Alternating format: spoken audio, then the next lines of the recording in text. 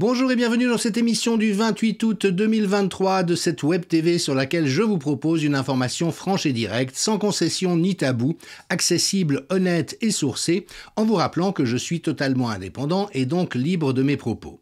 Aujourd'hui, nous entamons les 5 dernières émissions de cette série qui seront consacrées à la question du totalitarisme et au fait de dévoiler la nature réelle de la crise en cours, dès lors que celle-ci n'est pas sanitaire.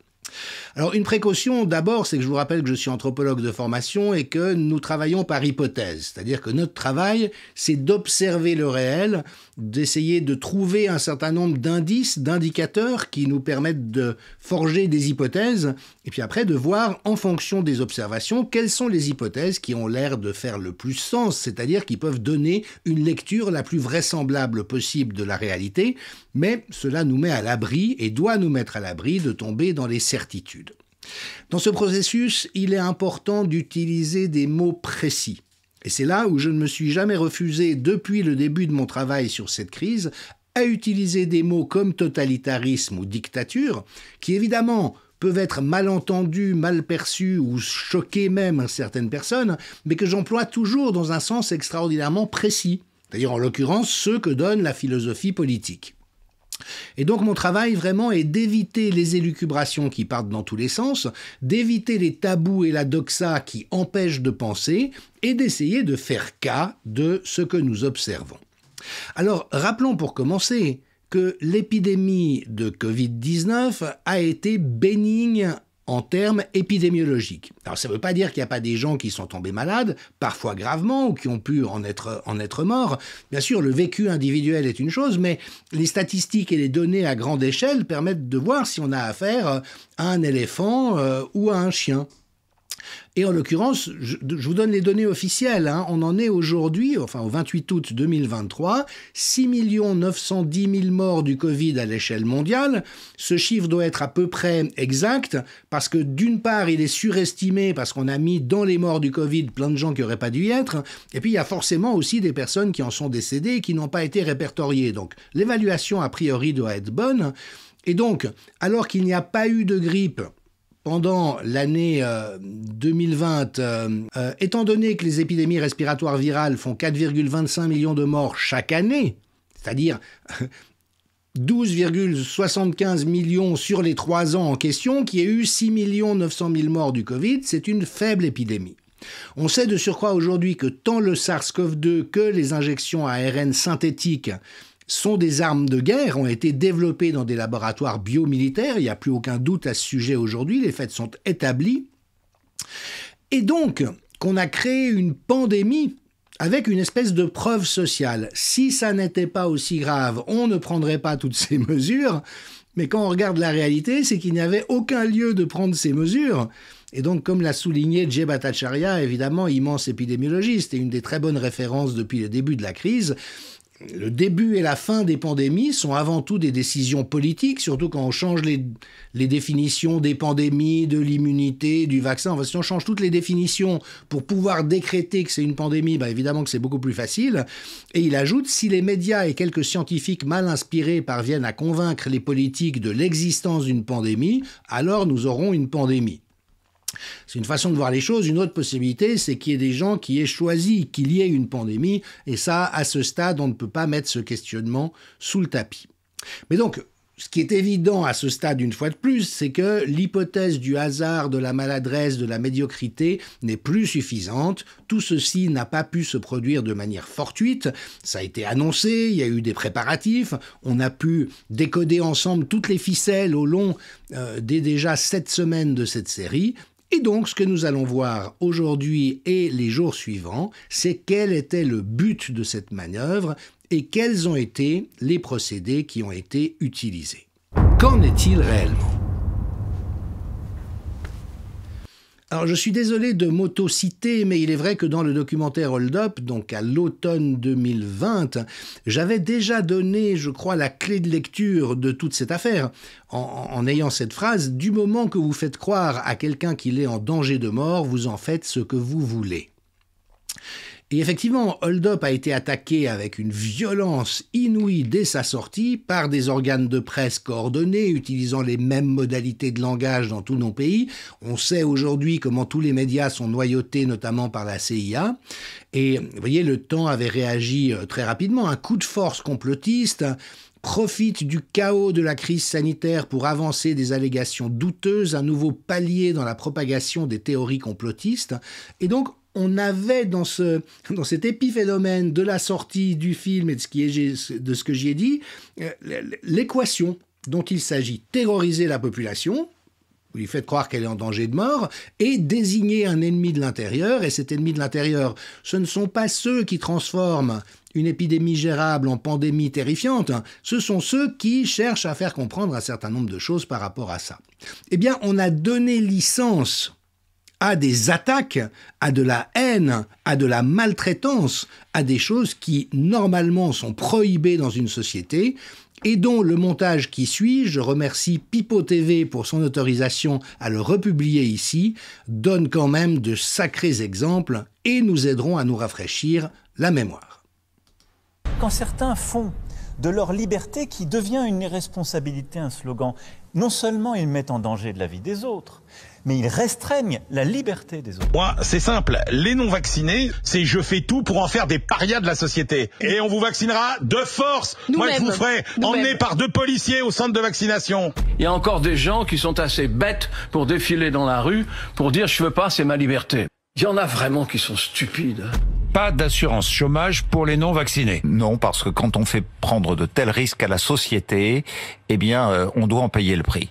Créer une obligation juridique, c'est-à-dire faire une loi disant la vaccination est obligatoire. On peut enfin affiner ce fameux aller vert en demandant à ceux qui ont les noms des non-vaccinés, les organismes, les administrations qui savent qui devrait être vacciné et qui ne l'est pas, de donner ces fichiers à des brigades, à des agents, à des équipes qui vont aller frapper à la porte et dire mais vous n'êtes toujours pas vacciné, c'est un problème pour vous et pour les autres. Ils veulent pas se faire vacciner, c'est leur problème, mais dans ce cas-là, qu'ils ne demandent pas à avoir les mêmes facilités que les autres. Ces connards amnésiques qui rêvent de dictature, vous pensez à qui? Les antivax, comme dirait l'autre, les cons ça ose tout, c'est à ça qu'on les reconnaît. Moi je me dis, vu le nombre de gens qui se sont fait vacciner, même si on doit tous crever, moi je préfère me faire vacciner, parce que pour rester sur Terre avec les pauvres connards qui se sont pas fait vacciner, je préfère passer de l'autre côté. Les vaccins contre le Covid, ça vous intéresse ou pas ça? Je crois que ça peut rapporter pas mal. Mais l'action Pfizer est montée dans les tours, hein, donc bon. Écoutez, je veux pas me plaindre parce que mon fils travaille pour Pfizer. Donc, ah bon oui. Ah bah dis donc, c'est date d'anniversaire. Mais à un moment ou à un autre, il va falloir passer à une démarche plus autoritaire. Il y a un moment, on ne peut plus se satisfaire de cette situation où les vagues se succèdent. Pourquoi? Parce que le taux de vaccination ne décolle plus. Écoutez, le courage, il va en falloir, mais incontestablement aussi, il va falloir un petit peu cogner sur les irresponsables qui veulent pas se faire vacciner. Donc maintenant, je pense qu'il faut sortir la boîte à claques. Il faut siffler la fin de la récré, quoi. Il y en a assez. Ce qu'il faut choper, c'est les désinformateurs. Et ces gens-là sont des criminels. Il faut le dire, il faut les choper, il faut les foutre en tôle. C'est quoi un désinformateur? Un désinformateur, tu veux des noms? Un désinformateur, c'est Louis Fouché qui dirige Réinfo Covid. Un désinformateur, c'est Carlo Alberto Brusa, l'avocat. C'est Divisio, c'est Martine Bonner. Martin Blachier et Gérald Kierzek, c'est des désinformateurs? Mais c'est des cons. Que vont faire ces gens qui manifestent contre le pass alors que les vrais combats, c'est le climat, c'est l'égalité, c'est ainsi de suite, mais qu'ils ont l'impression d'être dans un vrai combat. Ce sera quoi le titre? Que sont-ils devenus? Non, vous êtes des connards. Moi, je suis vacciné, je veux bien qu'il y ait un pass, ça me paraît normal. Vous voulez pas être vacciné, pas de problème. Vous avez le droit de ne pas être vacciné, mais vous n'allez pas avoir le droit de contaminer les autres. Donc oui, bien sûr, il y a des choses que vous n'aurez pas le droit de faire. Parce que d'imposer la vaccination obligatoire, c'est facile. On appelle les 626 000 personnes, une par une, et si jamais elles ne défèrent pas à la convocation, eh bien, on suspend le paiement des retraites. Je peux vous dire que les 626 000 personnes, elles vont aller se faire vacciner, et extrêmement rapidement. Je suis d'accord. Ça, c'est du brutal. Mais c'est du brutal. Mais pourquoi est-ce que le gouvernement ne le fait pas? Non, ce sera pas possible, mais moi, je suis pour rendre la vie invivable aux non-vaccinés. Je suis pour pourrir la vie des non-vaccinés. Donc, effectivement, toucher au portefeuille, éventuellement, pourquoi pas. Mais il y en a ras-le-bol que les non-vaccinés nous pourrissent la vie.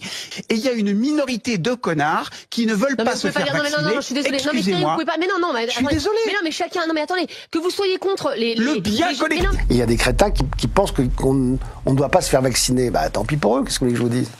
Parce que pour moi, ce sont des crétins. Des gens qui ne croient pas en la science sont des crétins, pour moi. Si vous dites à l'antenne « je suis contre le vaccin », pour moi, vous êtes un crétin. Mais quand vous dites ça, vous savez que vous allez énerver des gens. Parce que c'est pas bien. C'est le but. Ce qu'il faudrait, c'est moi ce que je dirais, on fait un vaccin, et puis ceux qui ne sont pas vaccinés et qui le chopent de manière grave, et qui ne voulaient pas, je ne veux pas du vaccin, eh ben ils se soignent chez eux tout seuls. On vit une époque où tout le monde donne son avis. Moi, je suis vaccinée, je suis doublement vaccinée.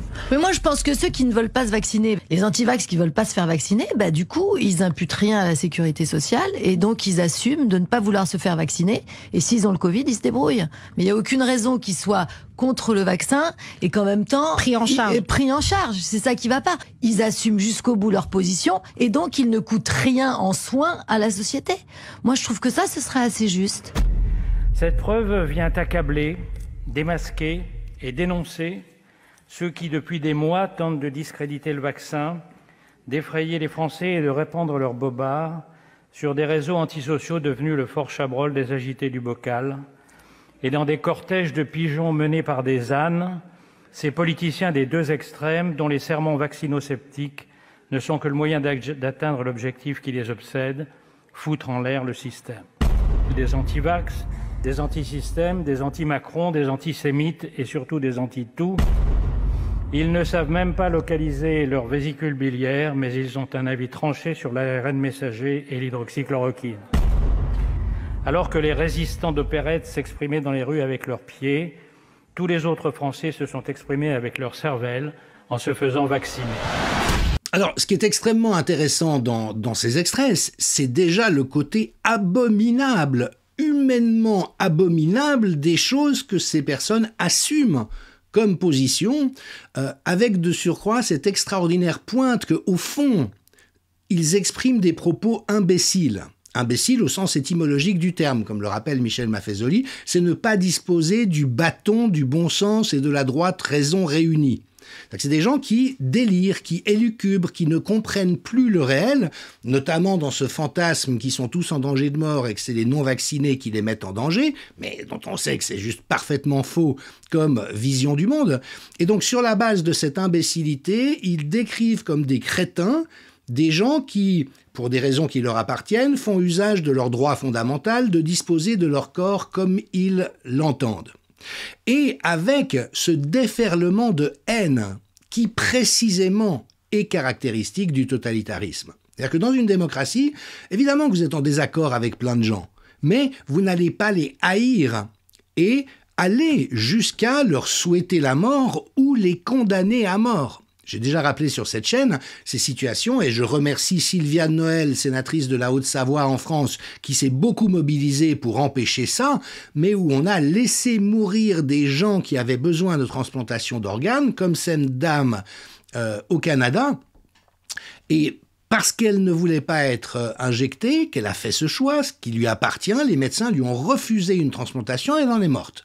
Alors Idriss Aberkane a relevé, mais à juste titre, fondamentalement, le Canada a rétabli la peine de mort pour certains non-inoculés. C'est-à-dire qu'aujourd'hui, si vous n'avez pas accepté de vous soumettre à une expérimentation médicale abusive, vous pouvez être tué par décision de médecins. Et donc, il faut vraiment repérer que c'est ce déferlement de haine, cette terrorisation de la population et ce déferlement de haine qui sont caractéristiques du totalitarisme.